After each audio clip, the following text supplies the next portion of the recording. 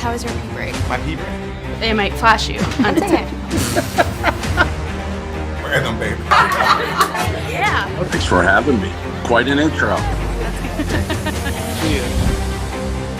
Let's address the elephant in the room. That's not the elephant in the room. There's no elephant. Nobody cares. I, too, am a thought criminal. Good. Well, I like you already. Does this look like a girl who's joking around? No. But how much do you actually understand money? Especially the new wave. Beauty or intelligence? When you unleash both, it is men's kryptonite. Welcome to Talk to Me, Taylor. Lashana Tova, all of you sexy viewers. Lashana Tova, tonight is indeed the mark of the Jewish New Year, and you won't believe it. No, not just that I'm going to temple tonight, okay? Maybe it's the Charlie Kirk effect, I think so. But yes, your good little Jewish girl here is also going to start the show tonight with a quote by none other than the most Jew-loving man that I can think of, Kanye West. You know, that's what happens here in free thinking territory. What can I say? So Kanye said, I just tell the truth, and telling the truth is crazy in a world full of lies. And I mean, that's what's so interesting about truth, right? Because everyone has their own version of truth. But as batshit as I think Kanye can be sometimes, I really love this quote, and it is so true. And lately, similarly with all of you guys, we have just had this reckoning. And I've been really doing a lot of soul searching about my platform, what I've been fighting for 10 years, you know, this, all of it. And I kind of noticed a common thread, which was, you know, cutting through the bullshit and telling the truth. And I thought, why is it that telling the truth is so rare? I really thought that. I'm like, is it because we feel safe? We almost like being lied to? Like Kanye, for all his faults, he's right. And there have been, I'm sure, so many philosophers and people in the past who've gotten to this idea. Like, why is it that truth is so rare and taboo and excites us? Like, what is that?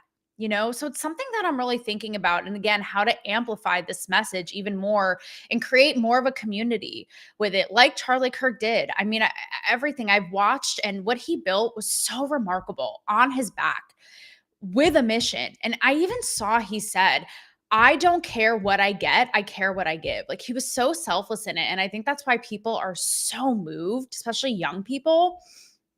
And I think, guys, something about this platform that is so special, you know, here at the Talk to Me Taylor propaganda machine, is the truth in, I'll be real, not fitting in a box of either one of the political masses, the sides, so to speak, right? Even as a woman, tits out, brain out.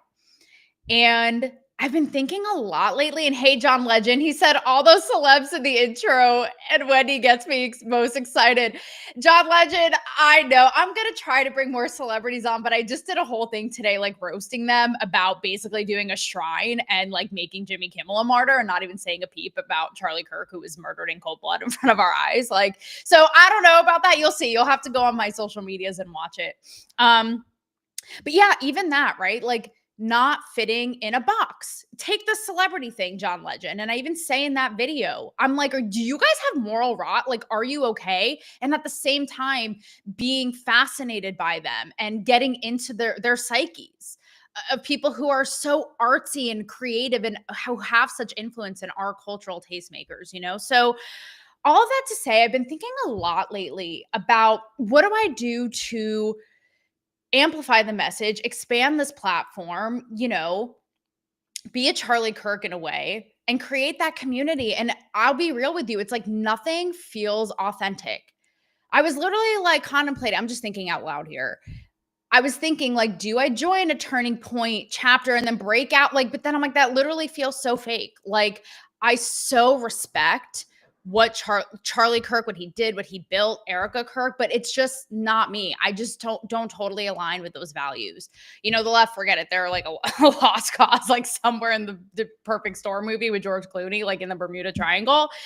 And, you know, there was a part of me that was like, is it sort of a thing where it's like, well, if you can't beat them, join them?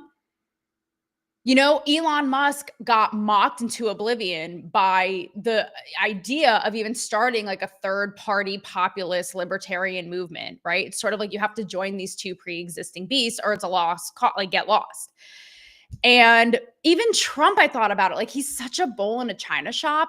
And even he can't beat him, join him. Like he was never historically a Republican, became a Republican, and now basically is running the world, right? Like he even did that. And so I feel really, and what we're going to get to today is going to be very fun, pop culture adjacent, identity politics, womanhood examples of this.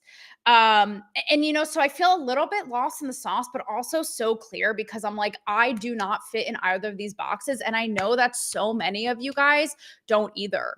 And I don't want to allow these two groups with the biggest megaphones to speak for us. You know what I mean? Especially when it comes to these examples. And I feel like it's just like common sense. And I see the people on both sides just placating and giving lip service and all this. And I wonder half the time, like, do you even believe it? And it's why on Talk to Me Taylor, like, why I can have lefty progressive women and MAGA conservative women be like, tits out, brain out, right? That's sort of like, okay, like, I don't want to say common ground. That's so kumbaya, but, and like Girl Scouts, but you know, you get it. So these are all just things I'm thinking of. And now that I made you like my Princess Diaries here in Genovia, let's get to it. So where do I want to start here? Do I want to start with the Teen Vogue Summit, which was the complete opposites, but it's perfectly illustrates the point, right? Of the TPUSA and Erica Kirk and what they're saying about how like Charlie Kirk saved young men, which she'll do for young women and what she represents and embodies like the trad wife. Why don't we start with that? And then we'll get into the Teen Vogue of it all. Or again, I think many, like most of us guys will be like, that's fair, like somewhere in the middle. So, you know, even why I felt like something like a turning point just doesn't feel organic or authentic to me. You know, I came away last night after the memorial. And by the way, I was literally like just not okay the whole day. Like I just sat in my car watching it and crying. Like there were definitely people like, ma'am, are you well? Like, do you need a straitjacket? Just so sad. But specifically what came out of the conversation. And by the way, in the end, this is all going to come back to Erica Kirk. Don't worry, because what she did was so just stunning and monumental. I won't overlook that. But something that's really coming out of this is the idea of restoring, because like feminists have gone so hard and like burning their bras and not shaving their armpits or their leg hair and like blaming men for everything, that now she's really looked at as the pillar of restoring kind of like trad wife values, right? Like, again, I love what she said, like, we're not your slave, we're not your servant, you know, we're your helper, your equal, for lack of a better word. Like we just have different roles. And again, common sense. Like I've always been a fan of traditional gender roles, but with a modern twist too, you know, like me personally, I never saw myself as a Susie homemaker. My passion is what, you know, gets me out of bed in the morning. That's not to say that I don't have a huge dream of having a family and making a beautiful home as well, right? But for the most part, and I'm sure many of you guys relate, that really confined box of like the trad wife thing, it just doesn't feel authentic to me. And it just doesn't ring true to me. And I said yesterday after the memorial, I was like, I feel like there are so many women and guys too out there who just don't feel accounted for right now. You know, so that's that on the turning point situation where, you know, and I get it, like there's always a swing to the swang, and that's where it's going right now. I don't even know if that's a word, I made it up, but you get it. So, you know, it'll be seen. Look, I don't think that these things could hurt. I think that women definitely are a little bit lost and could use some like structure and normalcy in all this, but you know, I don't know. Yeah. Then it gets into like the Harrison Butker territory where it's like, you know, it's women's highest calling to be a wife and a mother and all this. Look, like, you know, I don't personally fall all in on that box. In that box is all I'm saying. So on the flip side of it, is Teen Vogue. Okay. I know you're thinking like, Taylor, what? We're on the Goxie Network. Like, what do I give two shits about Teen Vogue? You're going to give two shits about Teen Vogue. You're going to give two shits whether you like it or not. No, you're going to give two shits about Teen Vogue because, look, Charlie Kirk was so huge. Hundreds of thousands of people came out for him because he impacted young people. And I saw a tweet that I can't get out of my head, and it said, what current political figure would bring out this many young people? And I was like, that is so true, right? Like maybe Trump, but even still, like JD Vance, AOC, anyone on the, like Kamala, they wouldn't hold a candle. Like it's crazy to think that, but he touched young people. And we're always hearing these talking points from the right. Even Trump couldn't help himself in his thing being like the radical left lunatics, da, da, da, da, da. But they're often like parroting and mocking these left ideas of like feminism gone too far and women who have lost their minds and who are over sexualized and non-binary furry and whatever, all this shit. And this is where it stems from. It's from the Teen Vogue. Solely the epicenter for the rapture is the Teen Vogue Summit. So as most things, what can I say? Like Nostradamus, I saw the writing on the wall because I covered the Teen Vogue Summit. And guys, okay, I don't know if I want to tell you my Hillary Clinton story now or at the end. Maybe I'll make you wait for it.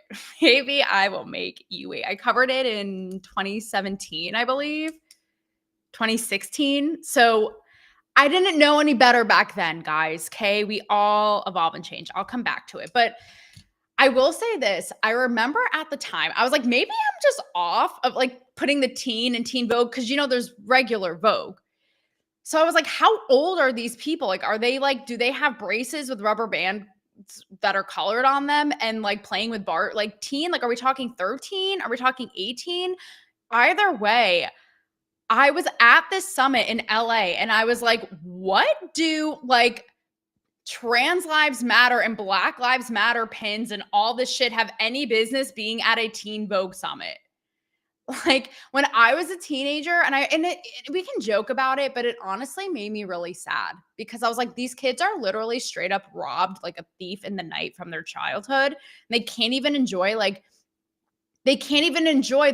my biggest concern was literally going out to get milk with my driver's permit. Like it was the best thing ever. And like who I was going to get and spin the bottle that night. I mean, literally. And it's like, I remember at the time just being so sad. And I was almost like, shame on Teen Vogue. Like, again, I'm not trying to shield them, but it's Teen Vogue. Like save it at least for Vogue. Anna Wintour loves that shit. Like, loves that virtue signaling crap. Like save it for that. Like why do you have to push this on the teens, right? But I don't know, maybe I'm just naive to it. I did look today that the current at least Teen Vogue audience is like 17 to mid or late 20s.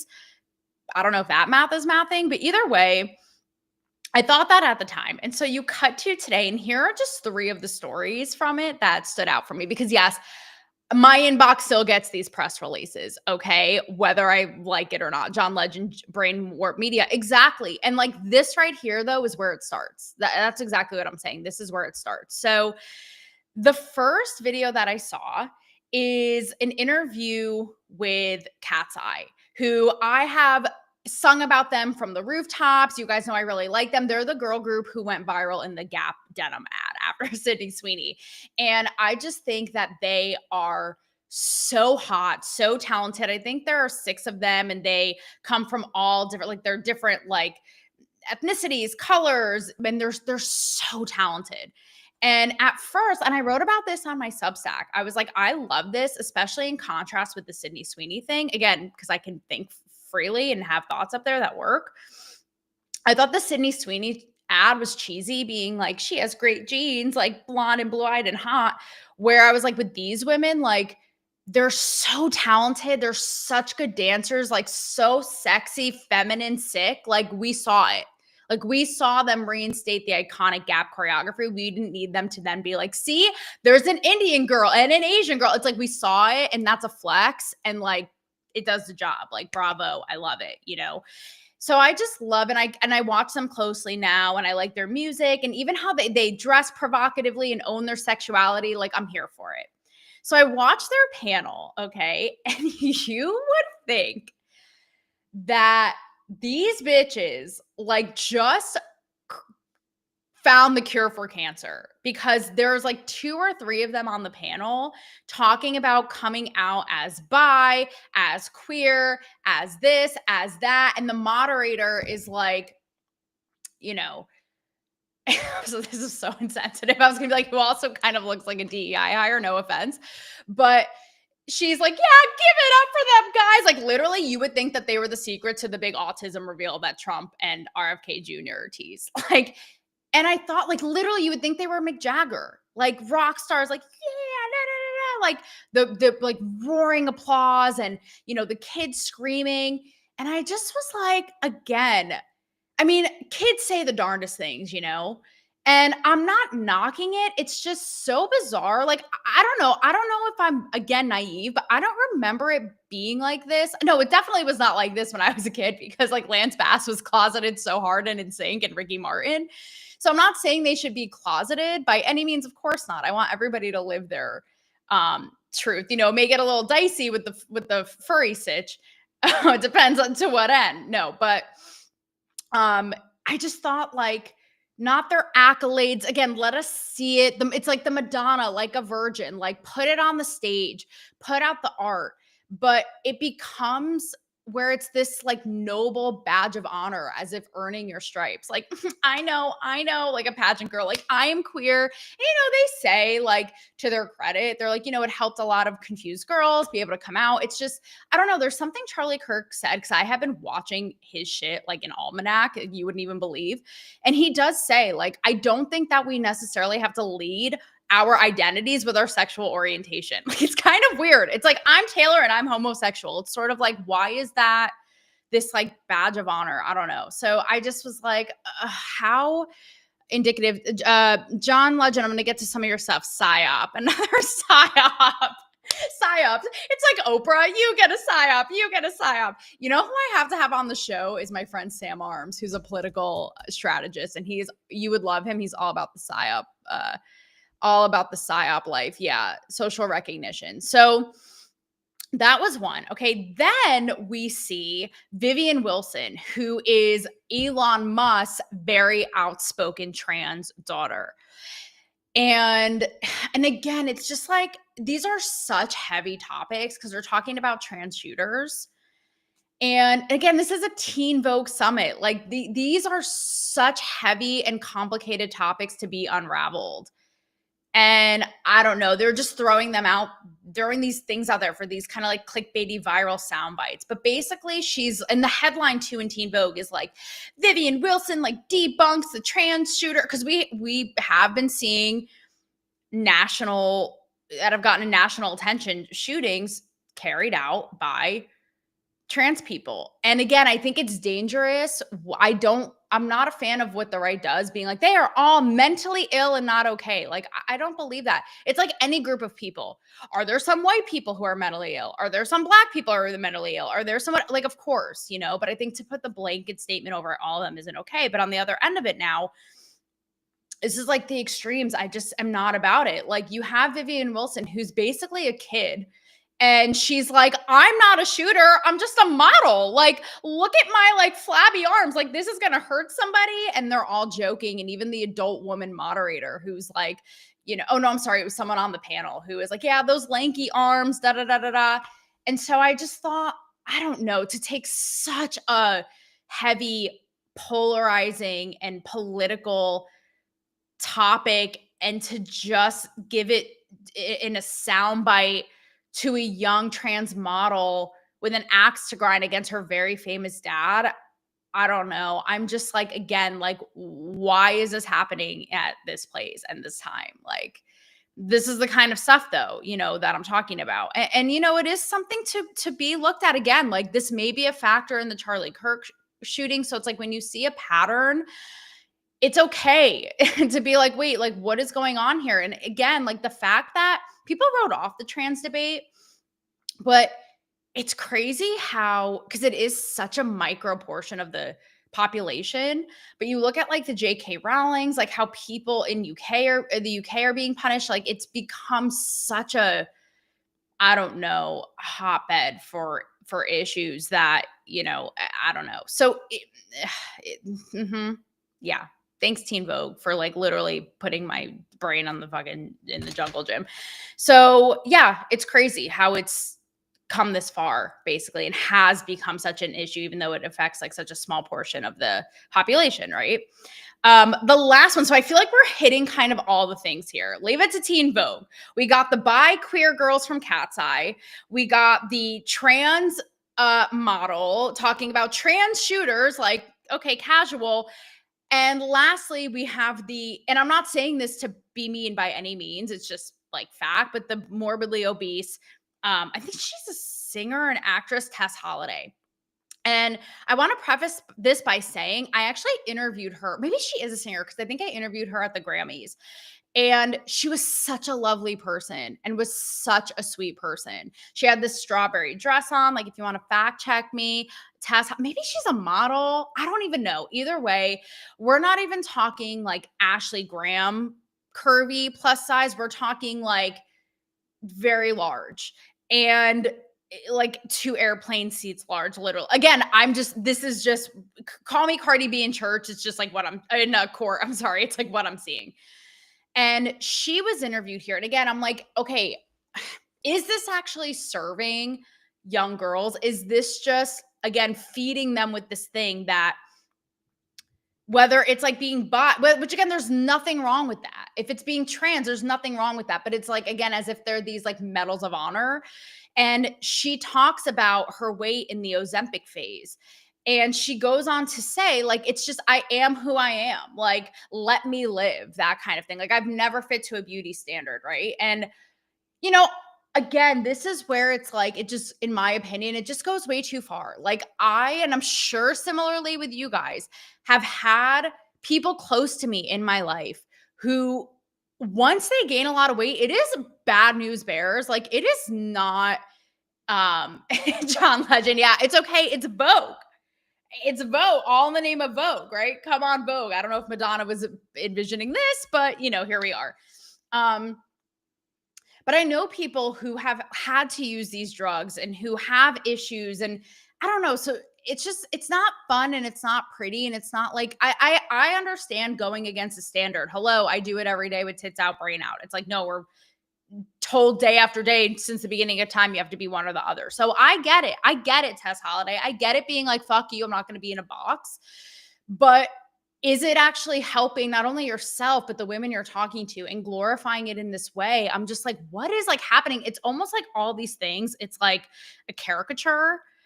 So all roads lead to and from the Talk to Me Taylor show. So I will then now bring you my Hillary Clinton story. And again, like, this was, I don't know, again, 8 years ago. So you can kind of like see the breadcrumbs, and I should have seen at the time. And I actually did see at the time where it was going and how it would lead to now. So you guys know, and I've talked at length about the different entertainment outlets that I had worked for and how they would control a narrative. And sure, it may not have been things sometimes as outward as like election fraud or COVID or whatever it is. YouTube's going to love me for this as usual. But it was things like this that really underlie the zeitgeist and the cultural conversation. And again, even why Charlie Kirk on campuses was talking about marriage and roles of men and women and how we interact in the dynamics. Like, it's there, right? Again, even if it's not these big, heavy political topics, this is the kind of stuff I was writing about, even in pop culture. So one of the outlets that I worked for was Bustle. And they were very like this kind of, remember the Charlize Theron story I told you guys on Friday? Okay, that was with Bustle. Like, this pushing this narrative of like women need to rise up and like all that kind of shit. And meanwhile, I'm like, being a woman's fucking awesome. Like, let's go. Like, hear me roar. Let's celebrate. Like, we got a little ways to go, but like, we're so far. But like, nope, squashed, Sasquatch. Might as well sat on it. Like, we're forever victims. So I came across this story that when I covered the Teen Vogue Summit, Hillary Clinton spoke. And of course, she was like trashing Trump and calling him a big bully and all this. But this is a great example of when, because there was a point where it was kind of out of your control, right? Say you were covering, like you didn't have one-on-one time with somebody, you were covering like a big conference or an event. You had to give them the transcript and they would say like, okay, we want a story about this. So on the internet lies a bustle piece about Hillary Clinton by Taylor Ferber. And I was like, I was reading it today and I was like, I can't even believe that this is the kind of shit I did for a paycheck, right? But basically the whole story talked about how her advice for how women aren't allowed to show their full range of feelings in a workplace, but men are, and how to like rise up against it, and even if it's in a meeting and all these little things. But the worst part of it was there was literally a line that I wrote that was like, women have to, it was so good for women to hear this, like nodding on long in the crowd to like rise up against this kind of suppression or something. I was like, oh my God, bitch. I'm sorry, no $25 an hour was worth that. I'm sure I was like full blown cringe at the time, but that's exactly where, not like that moment, but that's how it starts and snowballs into what it is now. I even did a little brushing up this morning on the different waves of feminism. And that's the other thing. It's gotten so crazy. I'm like, I don't think the women who were fighting for basic rights like voting and property and education and work would now cut to the arguably fourth wave where they're like, okay, inclusion of this, that, someone who identifies as a book, somebody who is a tree. Like, what are we like? It all just gets so, and it all stems from this idea, even what Hillary Clinton said of like, or I said, unfortunately, but the idea of like being suppressed. And it's like, no, we will rise above, go against the man. But now it's like all these things, it's like, to what end? So before we get to the finale of Erica Kirk and her display, I want to name just quick 3 examples of women who I actually thought were, again, like normal. It's okay. I'm sure that both sides in some way or shape or form would try to politicize them with their ass backwards lens that literally are arbitrary and make no sense. But these are 3 current ones. And I was like, okay. Each of these are like, that's fair. Like, when it comes to like women empowerment and a message for women. One is Miss America, who I think she was from New York, but basically she got a lot of shit, I guess, for wearing too much makeup, which again, like literally who cares? And she came out and said like, why this is even a news story. It was crazy. But she came out and said, just again about feeling empowered and empowered in her own way. And like, that's my message. Like, what does it matter if I'm wearing, like how much makeup I'm wearing or not? Like literally, what does that have anything to do with your life? It kind of reminds me of like when really hot female athletes wear makeup to like, they could be like car drivers, they could be like any kind of athlete, and they argue like, what, because I'm wearing makeup, I can't completely excel and kick total ass at my sport. Like, I love that. And it's basically her thing of like, it's my idea of empowerment, and my mission is to empower other women and how they feel strongest, like step off, basically. I was like, that's fair. John Legend, absolutely. They let it all get it in the way of women empowerment, 100%. And I'm really hoping to be a voice for women on the left, right, up, down. I really don't care. The upside down, for all I care, of what real empowerment is. Like, not this shit, on either side. Or these boxes, I should say, on either side that are really constricting. And restricting, I would say. Okay, the other one, this is a little like provocative, but this is interesting. There was a Harry Potter star. Her name is Jessie Cave, and she was basically kicked out of a like Harry Potter event convention, speaking with a cast, something, because she decided to launch an OnlyFans. And I thought that was really fucked up, because she full blown owns it. It's not even this like hardcore porn, like spread eagle on the bed. Even if it was, it's not even that. She says she kind of like plays with her hair and does all these things. And further, she explains why she did it. She was like straight up like, I need to get myself out of debt. And B, I thought this was interesting, like kind of like the Miss America thing. She was like, I almost like I was never kind of a sexual being, and I almost wanted to prove to myself that I could do it and kind of like love myself in that way. And that idea of like self-love, and I was like, that's really interesting. Now I know the right would take that and absolutely melt down of like, what a whore she is and like needs like Jesus.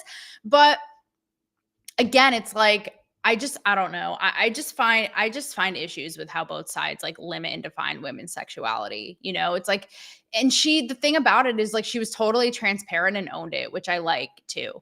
Um, so like go for it, and that is like fucked up. The Harry Potter thing, that's all fucked up though. Look what they've done to JK Rowling, my girl. John Legend said framed arguments, it. Are you talking, John Legend, about the feminists gone crazy, gone cray cray? Lastly is my favorite example before we go here. I believe it was yesterday or over the weekend was the 91st birthday of, media female sex symbol icon, Italian actress Sophia Loren. And this is what I'm talking about right here. She was such a bombshell. She oozed sexuality and sensuality on and off screen, and she knew it. But what was so great about Sophia Loren is how she almost like took what you would call like the male gaze or objectifying and like, I don't want to say weaponized it, but used it in her toolkit to also at the same time use her very, very sharp, intellect, wit, sort of self-awareness, right? Like almost like a Cleopatra thing going on. And I just love that. I'm like, that's what it is. That is what it is. That's what I'm talking about. And it's like for people on both sides, if you can't even like acknowledge that, yeah, that has lost the plot, in my opinion. Again, like autonomy and all of it and power, right? And lastly, I am going to bring it back to Erica Kirk because, we can talk about like the sexuality and the male female dynamics and all this all day long. But I'm sorry, what she displayed was nothing short of straight up the stuff of history books and monumental. The fact that in front of not only tens of thousands of people there, but millions of people around the world watching, was she able to get on that stage, detail not only watching, but seeing her up close and personal, the love of her life. And it's no doubt they were so in love, these two, and how like they did everything as a team and for one another. Like that, I will admit, is absolute goals for sure. And seeing him dead and seeing where the bullet hit him and all that, thinking about their 2 babies under 3. And you could tell he worshiped them so much. It's just like, if you don't feel something watching some of that footage, like, honestly, who will save your soul? Like, call Jewel because you're in trouble. And for her to go on the stage and say to the young man who broke her entire existence and life and took this, again, I don't care how you feel about Charlie Kirk, this force with a vision and who is so selfless, right, out of the world, and say, I forgive you. I forgive you. It's what Charlie would have done. It's what we're taught in Christianity, what Jesus did, like to forgive him. And I even thought, like, when she goes home at night, when she's in her bed alone, will she really feel that? I don't know. I think she has such a deep faith as Charlie did, which is why so many people are so moved. I think she honestly feels it and believes it. And so what I want to leave everybody with tonight, it is Jewish New Year. I am off to temple, to synagogue services to be a nice little Jewish girl, is really that for women, for men. Like that is, again, politics aside, identity politics aside, the Teen Vogue Summit aside. Like as a woman and for women and for men, that right there, I have chills, is the ultimate power and strength. That regardless, again, about how you feel about any of this stuff, marriage, sex, anything, That to me is like the best virtue that you can have. And hopefully you will embody more into this new Jewish New Year and beyond. La Shana Tova, everybody. I love you, and I will see you all tomorrow night.